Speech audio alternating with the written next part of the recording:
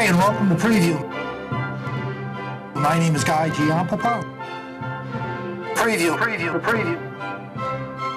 5, 4, 3, 2, 1, cue Guy. Hello and welcome to Preview. My name is Guy Giampapa. On our program today we have two actors from the Orpheum Theater who is where they're doing Guys and Dolls, and we're going to talk to them in a few moments. But before that, let's talk about theater up at Regal. Fiddler on the Roof was one of the longest running shows in 20th century Broadway history. And now in the 21st century, Fiddler on the Roof is stronger than ever. Proof of that is in the Regal Music Theater's presentation at the Robinson Theater in Waltham. With Scott Wally as Tevyev and Donna Sorbello as Goldie, Fiddler comes to life once again as we hear the story of the problems of a man, his long-suffering wife, and their 5 daughters, 3 of whom are about to wed, but not in the traditional Jewish manner.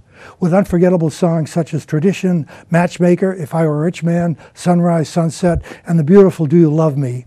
That particular song brought back a memory of hearing it for the first time on the Ed Sullivan Show way back in the 60s. There's no question that Fiddler is a story for all ages, and that was noticeable in the production I saw with families attending the show. Scott Wally is a treasure, having done the show once before, about 10 years ago. He still has it, and Bob Eagle was smart enough to cast him once again. This 45th anniversary summer season of Regal got off to a spectacular start with a smashing production of Chicago, and now with Fiddler on the stage and Les Mis coming up in August, Regal has triumphed. This is a great summer season to talk about.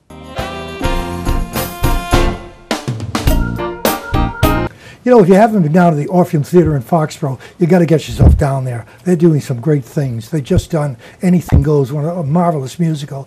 And on tap, starting August 2nd, is Guys and Dolls. And 2 of the actors in that show are with us today. And I'd like to welcome Stephen Dooner and Chris Diorio. Welcome to the show, guys. Thanks, Guy. Thanks for having us. Glad to be here. You're quite welcome. Tell us, you're both actors in the show. Tell us what parts you're playing. First, you, Steve. I'm playing Nathan Detroit, who's the inveterate bachelor who has been dating his fiancée, Adelaide, who laments about this. I have not popped the question for 14 years. And I'm playing Nicely Johnson, who is one of Steve's 2 minions, as so be it, myself and Benny Southstreet, and we're wrestling up the players for the game. Right. And it's a tremendous role. Love playing it. So. Well, you have the first song in the show, don't you? I got a horse right here. Correct. The Fugue for Tin Horns, myself, Benny Southstreet, and Rusty Charlie come out. And it's an interesting number because you've got 3 disparate songs going on all together at the same time, and then being able to weave it in so that everybody can be heard.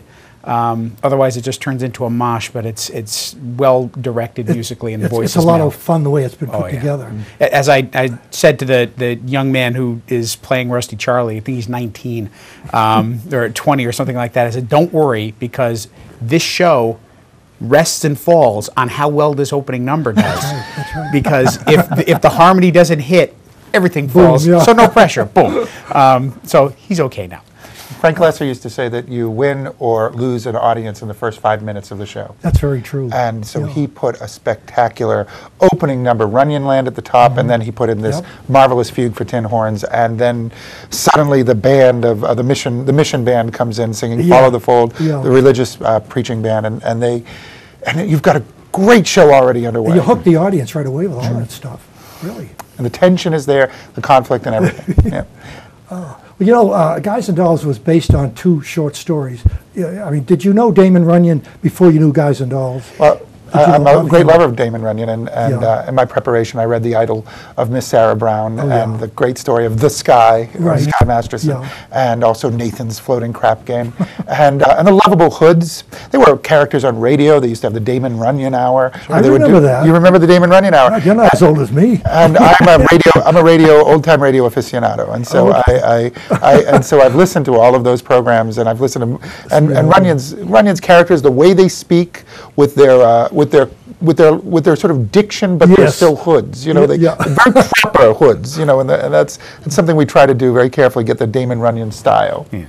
And with Idols, and also Blood Pressure and Pick the Winner. Pick the Winner was the other. Yes, exactly. So all of those thrown into one, and just a tremendous story. And Runyon was painting with such a broad palette when he dealt with these characters. It's amazing, and to see it on stage, it's fabulous. There's a guy that was missed when he died. Oh, yeah. He was so great. And Nobody else like him. I think Lesser gets that character. In fact, huge passages of the script, if you actually compare them to the stories, are taken directly from the short stories, and so we're actually speaking Runyon the majority of the time. Well, Lesser was a very complex guy. I mean, he did everything. His How to Succeed in Business is one type of story. My favorite, The Most Happy Fella. Most Happy Fella was almost like an American opera. It was so beautifully done. Then you got that Big D, Little A, that great song in there, Standing on the Corner. Right. Standing on the corner. And he saw himself in Sky Masterson in this show, and he saw Miss Adelaide as his own wife. Did he really? Yes, that song, My Time of Day is the Dark Time, Yeah. comes from Frank Lesser's own experience, that he was a night owl. He loved being up at 4 a.m. He loved the quiet streets, and he loved composing and writing at those early hours of the Wolf. And so Lesser's spirit, he saw his spirit in those Runyon characters, the kind of person he was. And made it very easy for him to write as he did. I guess it did. But before he wrote musicals, I think, I can't remember the first one, I think, was it 1936? I can't remember the title. But before that, he was writing for Hollywood, for movies. Yeah. And there were a lot of songs that came out that I didn't realize were Frank Lesser songs. During the war years, a lot of hit songs were his. Sure. Yep, Once in Love with Amy, that everybody knows. Oh, yeah. Great. All the classic songs. I'll know from this show. I'll know when my love comes along. And, Don't Fence Me In. Don't Fence Me In. Really? Just the catalog that his contribution to the American Songbook is amazing. It's great, profound. Yeah. And the fact that he did it by himself, too. That's right. Yeah, he didn't have a partner. Exactly, yeah. So he's more of a Cole Porter, an all-around player. Yes, yeah, very unique. This may be a strange question, but I'm going to ask you, was Frank Lesser Jewish? I'm not sure, and I would with a name like Lesser. I know that Abe Burrows was. Yeah, he was. Book and sad story about him being this musical won the Pulitzer. That's right, it did. And then it was the taken House away from him because of the House Un-American Activities There was a Committee. big story about that. They just there's a gap in It's 51. sad. There's no winner because Yeah. of the allegations from the McCarthy era. Which is too bad. The reason I asked you that, I guess around the 1st of this year, 2013, PBS did a special. It was one of their American great performances or something. It was called the Jews, not the Jews on Broadway or something like that. And my friend Barbara Brilliant produced this. And they mentioned all the Jewish people who were responsible for the shows, but they said there was one Christian in there, Cole Porter, but they never mentioned Frank Lesser. Interesting. And I wondered about that. Was he Jewish or not? Lesser's a German name, right? So I'm not sure. Yeah. But I'll have to ask Barbara. I loved that PBS special, which was about the great Jewish wonderful. contribution to our American Songbook, Yeah. whether it be the Gershwins or and so many others, and how they pretty much built the Broadway musical in so many forms, coming out of the Yiddish theater. And and I think that even if Lesser isn't Jewish, or if he is, you can actually feel some of the character of some of what is the tradition of the Broadway stage that's throughout this play. The whole classic Tin Pan Alley characters of Exactly, folks banging it away at a stand-up piano and just throwing taking on the floor and picking it, just fabulous. Those were the golden days, weren't they? Really, I mean, the Jews also contributed to movies. They were big in setting up the and movies. there's, of course, Irving Berlin, Rodgers and Hart, Rodgers and Hammerstein, the great Oscar Hammerstein's grandfather, who was the great impresario. Was that William Hammerstein? I think it was Oscar Hammerstein the first. Probably, you're right. And there was a number of, it was just an incredible way that was opened up in the theater of that time. Do you think we'll ever see that again? Well, we have amazing things being performed, but one of the things that's happened with contemporary Broadway is that contemporary music has crept in, and so we hear a lot of songs that sound a little bit more like American Idol or a little bit more like contemporary song form. That might displease some people. However, you have to remember that that's what happened in the 20s. Jazz crept in. It wasn't just Rosemary and Hamburg and waltzy type stuff. I mean, it's wonderful to have the student Prince and to have When I'm Calling You. But when that jazz came in, when suddenly it was No No Nanette, and which is of course a show that causes a lot of pain here in Boston. but that show said I Want to Be Happy, which was one of the first jazz age standards, and then Showboat, which used great traditions. That changed everything.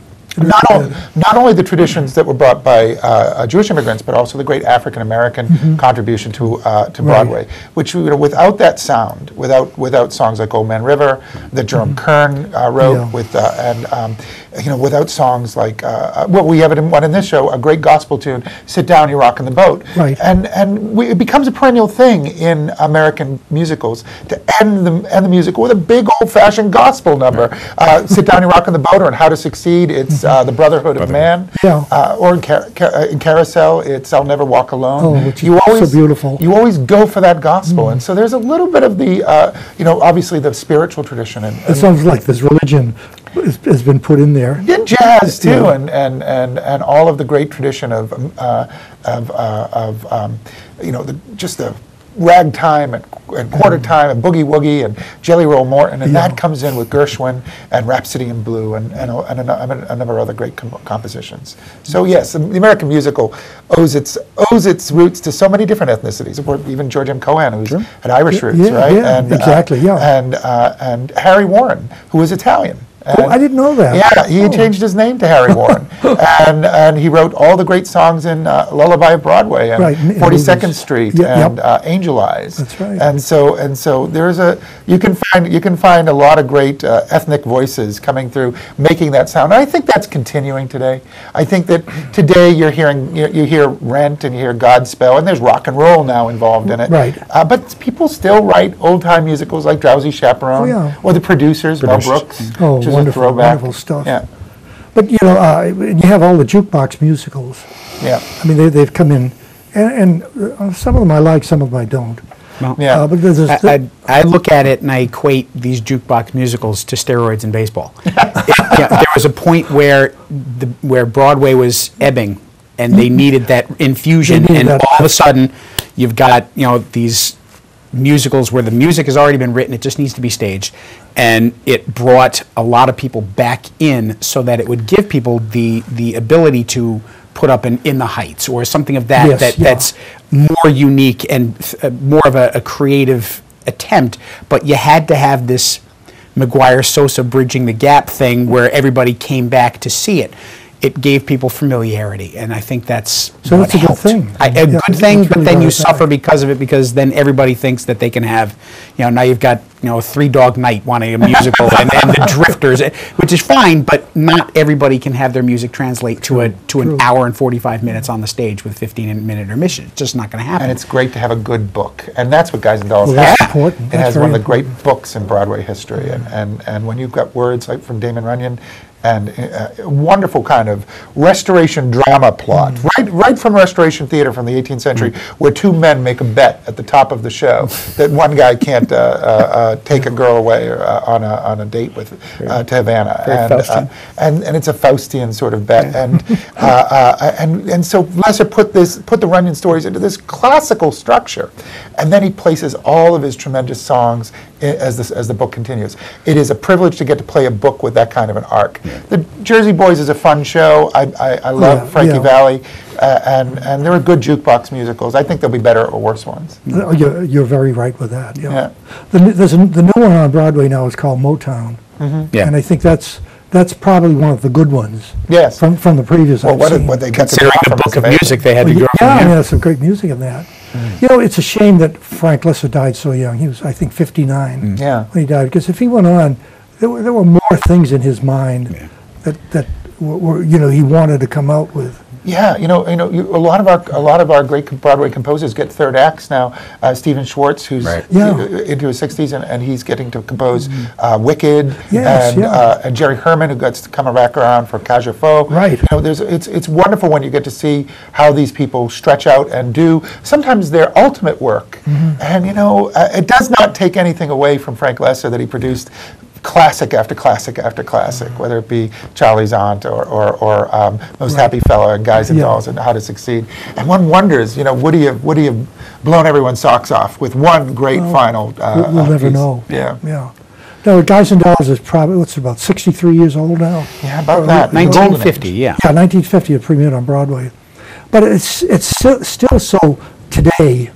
I mean, you can't say, it's old-fashioned. Right. No. It's not like the Sigmund Romberg operettas. No. They're real old-fashioned. I mean, this is still up to date. Because it's today. People can come and watch this show, and they will see characters on the stage where they'll say, They can identify, there's that prissy woman. There's that very blousy, loud, whiny woman. There's this guy who's trailing around like a puppy dog after. I mean, it just characters abound on this stage that in this show that are just identifiable always and always will be, and that's why Guys and Dolls is, for my money, the classic American musical above all others. And not only that, it's because it had such unique characters. Sure. I mean, that stayed in your mind. Classically American characters, I would Exactly, dare say. Yeah. And the jokes still play. Yeah, that's the right. Jokes, They're not old. They're not ancient.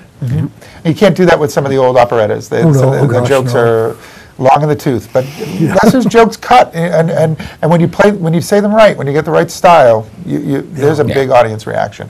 I think that what makes this such a great summer show, and it's at Bay Colony, and it started on August 2nd. I just want to mention that again. Yeah.